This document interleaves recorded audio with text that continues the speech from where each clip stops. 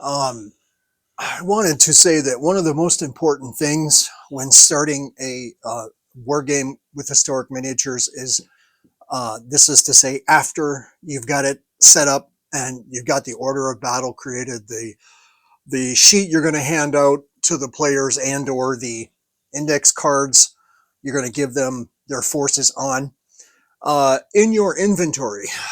It is true. Sometimes you don't have what you thought you had, or you've interpreted it differently, or the order of battle doesn't fit with your collection, which is to say, the flags. And so a lot of, well, what we do is we use flags for the regimental, identification. It's not necessary to have such fancy, exactness and so on, but it is cool. When you generate a flag through whatever paint program or something you want with the actual name of the unit on it, and then you fold it in half, double sticky tape, whatever, and then put it on the flag holder's staff. Uh, Sometimes you're going to find that, whoops, this doesn't match this. Okay, little elaboration necessary, Terry. Um, for instance, you create the order of battle. For us, it's online in our unit database. And for specifically the Confederate forces in the Red River campaign that we're trying to, play with. The idea was two divisions, Division 1, Division 2.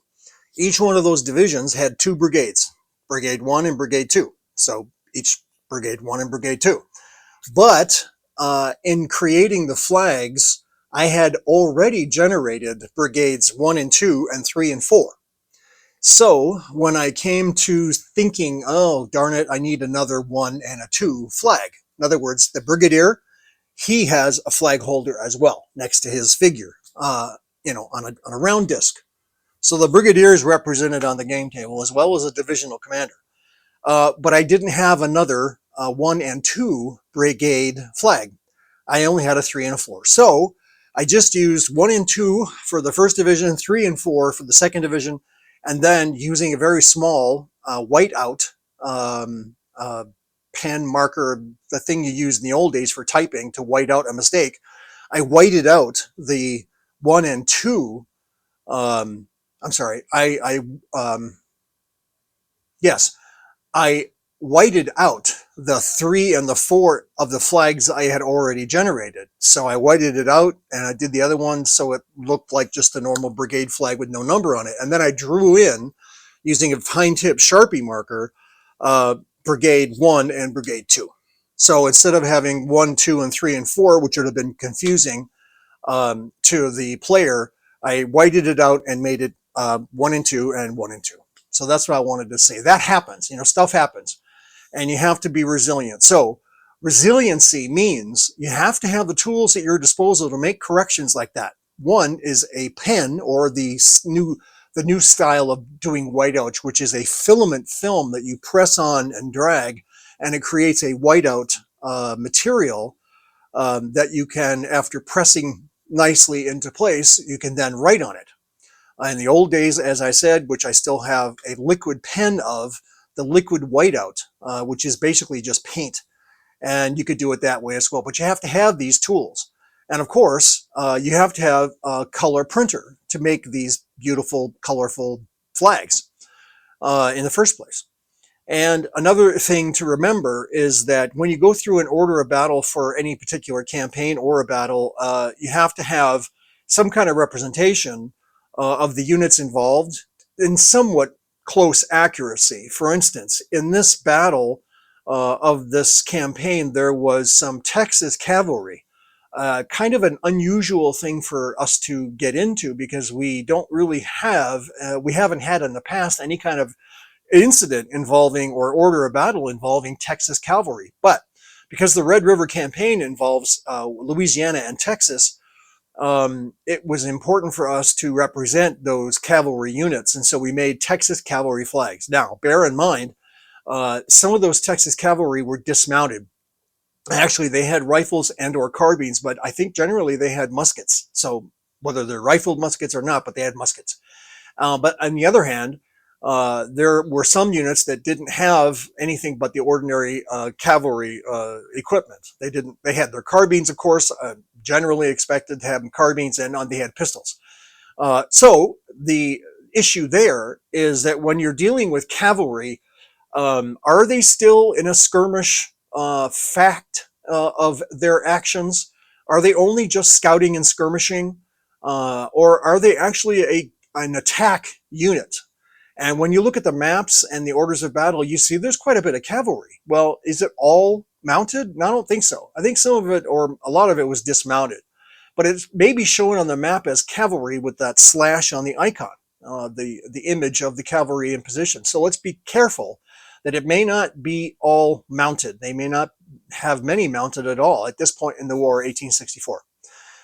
So there we are. I just wanted to make that note. And now that we've got our corrections made, and that is another fact when you do these kinds of things, you need to understand what your inventory is and what the flags are. If you want them to be specific for every regiment, then you print them up and fold them and put them on the flagstaffs. And if you need to make corrections, you need to have all those correction materials. Or you end up reprinting, and I didn't want to bother doing that. So anyway, there we are, and now we are finally, after several videos and fixing ups, got ready for the start of this battle. And as you can see here, what we have in position are the units that start on turn 1. Most notably, and again, this is a fictitious map here. This is just, we just took the Battle of Kernstown. So that's Virginia, but it looks okay. We wanted to play the battlefield of Kernstown. So there's no hills. Remember, I said in the other video, we took those hills away and it's mostly flat. So there may be some hills in this Red River campaign. We haven't cared yet to look. So we're using this battlefield, and it should be interesting. But what's most important is what's happened over here. It would appear in our random placement of units and the random turn arrival that on the left side, my left, a Union brigade is entering, and by looks of it, it is the fourth. It is the third and the fourth division. Okay, so there's another correction, by the way, a mistake. The divisions for the Union are not 1 and 2. For the Confederacy, they were, but at least that's what we did. And I'm looking at the index card order of battle. It's 3 and 4. And over on the left here, on turn 1, Division 4 enters with 1 brigade, but in our random assessment of forces, this brigade ended up with all 3 of the batteries in one small, one 4-regiment brigade has all the batteries. It's random. It's just, we did it that way because we wanted to have no control over what's happening. And so here we go. We have a brigade of infantry with no cavalry attached to it, right? No cavalry, but 3 batteries of guns, and it's right here. And then in the Confederate, same thing, randomness and random arrival turns and random locations, 1, 2, 3, 4, and that's it. They ended up right here with a single battery, but they have cavalry. Okay, so right away on turn 1, this is what we're looking at here. And, whoops, talk about a whoops. What the heck are you going to do now? Well, for the Union, the fear would be, geez, that's a really vulnerable thing for the artillery to be moving onto the game table and be right here. But it's got 4 infantry regiments, but that's still, you could lose all that artillery. So what does the commander do? Well, he decides on turn, before the game begins, do I run those batteries away, right? Get them out of there? Or do I set them down and fire? Depending on if I have a shot. Because with no hills, everything is at grade. Well, being undulating as it is, it's still relatively flat. Okay, so you set the guns down and start firing. Is it grape shot range? It's going to be pretty close. So loading up with double canister and double canister, begin firing right away. Get the infantry out of the way and let the Confederates come at you. Well, what if they decide not to come at you? Okay, Confederate commander, same thing. He says to himself, holy cow, that is really close. We didn't know he was going to be there, and well, he is. What do we do? Well, we've got cavalry. Do we charge the cavalry and charge everything? Do we just absolutely go crazy and go for it? Right? That will be something to see, and likely probably lose, because it'll be an immediate, or very close to being immediate, melee with the gun set down, hopefully. Uh, can you set down in position and fire? Yes, you can. So I put the guns down here off the road. The infantry's on the road, hypothetically in march column, so bear that in mind.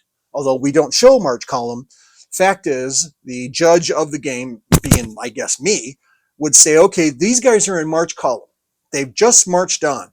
And all of a sudden, they get sight of the Confederates, who are also just marching on, and there's a bit of a gap here. It's an illusion, a graphic I put down to cover the trees there, to cover them up. So there's no trees there, so the road goes right through here. The Confederates are going to come on as well, using this road. They're going to, well, I guess you could say the objective is this crossroad, right? So the Confederates are going to coming in on march column as well. So we have these two converging columns. Again, whoops. What do? Let's assume that the head of the march column, as soon as it enters, it sees the enemy 1st Regiment or unit, whatever it might be actually cavalry in this case. The Confederate commander probably says, let's put cavalry in the front so they can really dash for it. Well, so the first unit to go down right here would be cavalry. This unit to go down would, say, be the infantry. Well, okay, now what does that mean? That means the rest of the unit, when it comes on, is coming on all infantry, which means these guns are not actually here yet. And the Confederates are shown here, but that's just for a reminder. They're not actually like that. They're actually backed up on the road. So the first column to come in is going to be either cavalry or infantry, and it's going to come in as far as the commander wants it to come in, at a speed that he hopefully will get, because we're doing random speeds now too, by the way. So he's going to come in on a march column, and as soon as he stops, he's going to deploy. There's no penalty for that, but you're going to come in as a march column. We only say that to make sure you understand they're in a march column formation, and then when they get to where they're going to stop, the commander says, okay, stop right there and form. So he's going to come on, say he comes on 2 spaces, and he forms a line right here. Okay, they're not in march column anymore, and everything's fine. The first guy comes on, this regiment comes on, he says, stop right there, form, right? And is that the end of their turn? Meaning the rest of the units are all back here? Or does he come in on march column all the way as far as he can? Again, we do the random die roll to see how far he actually does move. We take it out of the commander's control. Okay, so the march column comes in, it has its die roll, it comes in, say, 4. So it comes in 4 and deploys in ready for combat. So the next ones behind it also do the same.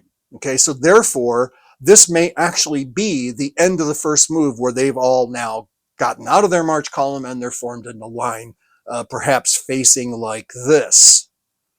Okay, now the reason we're saying it like this, we're letting you know that these are the parameters of something happening that's a little bit unusual.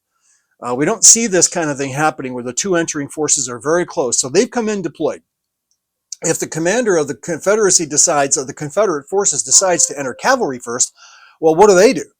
Right? Moving down the road, we don't care if they're march column, because they're a mass anyway. So he rolls a die. Cavalry could get up to 5 spaces. He moves 5 spaces and gets right here. Really? And yeah, it's possible. And that's an instant melee, right? With these guys. Where are the guns at? Well, they're not here, right? They're still backed up on the road. These guys have deployed end of turn 1. End of turn 1, Confederate, if it is cavalry, is right here, and it's meleeing these guys. Interesting, eh? So let's see what happens. We'll take the 2 ideas, 2 scenarios, and we'll see what happens, because that's essentially why we're here, to see how this stuff works. And it's going to be, wonky, to say the least. Remember, the guns are not here yet. Commanders might be, but the guns are, back there. Same with the Rebs. If the cavalry gets it here and it has starting a melee, the rest of the units are going to be behind it. Sure, they come on and deploy. Okay? Just saying, that's what it could be. Now, the commander, he could also choose, and after the cavalry, to put a battery up there. Well, remember, the Yankee batteries aren't here, so the Confederate battery could come in, deploy right here opposite this cornfield. I don't know about that. Can't fire through a cornfield. You can't see anything. So it's ready to enfilade, or I suppose it's ready to fire this direction or this direction, but the cavalry is here. So maybe he's going to choose to fire down here, or maybe he says to himself, that's really kind of a goofy little area. I don't think I want to put my only gun for that unit in there. I'm going to move it on and maybe put it like right here. See this little gap here where I put the blank out graphic? He could put that gun right in there. So he comes in, sets down right here, right? Interesting. We'll see how it works.